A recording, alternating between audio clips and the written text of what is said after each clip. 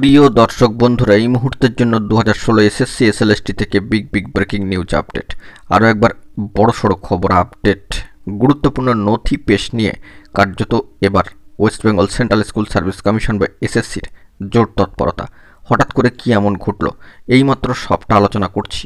বন্ধুরা, ভিডিওটিকে তাই শেষ পর্যন্ত ওয়াচ করবেন, কোনোভাবে স্কিপ করবেন না, স্টিল নাও দেখবেন এবং চ্যানেলটিকে এখনই সাবস্ক্রাইব করে নিয়ে সঙ্গে থাকবেন।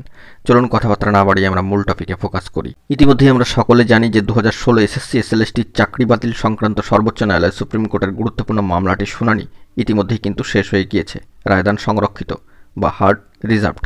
কিন্তু দেখা যাচ্ছে যে অন্য একটি মামলার পরিপ্রেক্ষিতে গত বুধবার একটি গুরুত্বপূর্ণ খবর উঠে আসছে।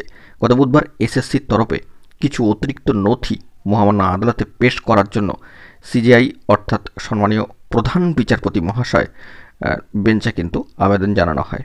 তো সম্মানীয় প্রধান বিচারপতি মহাশয় সেই নথি জমা দেওয়ার আবেদন কার্যত মঞ্জুর করেছেন। আগামী সোমবারের মধ্যে অতিরিক্ত তথ্য পেশ করতে হবে এসএসসিকে। এ নিয়ে কিন্তু জোর তৎপরতা ইতিমধ্যেই।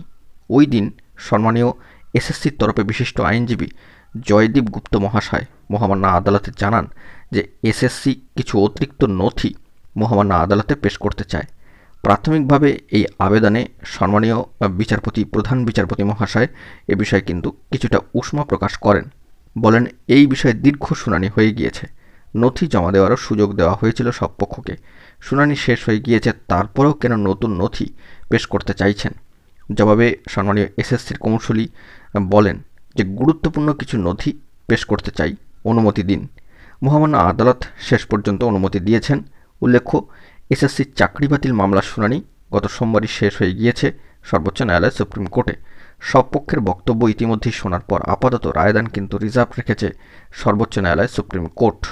এখন দেখার বিষয়, সেই গুরুত্বপূর্ণ নথি পেশ নিয়ে এত তৎপরতা স্কুল সার্ভিস কমিশনের কি আছে সেই নথিতে।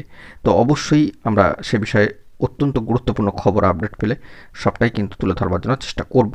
তবে এসএসসিতে এখন কিন্তু জোর তৎপরতা বিভিন্ন কাজকর্মকে কেন্দ্র করে। দেখা যাক পরবর্তী ক্ষেত্রে কী আপডেট উঠে আসে। এখন এটুকুই, সকলে ভালো থাকবেন, চ্যানেলটিকে সাবস্ক্রাইব করে সঙ্গে থাকবেন। ধন্যবাদ।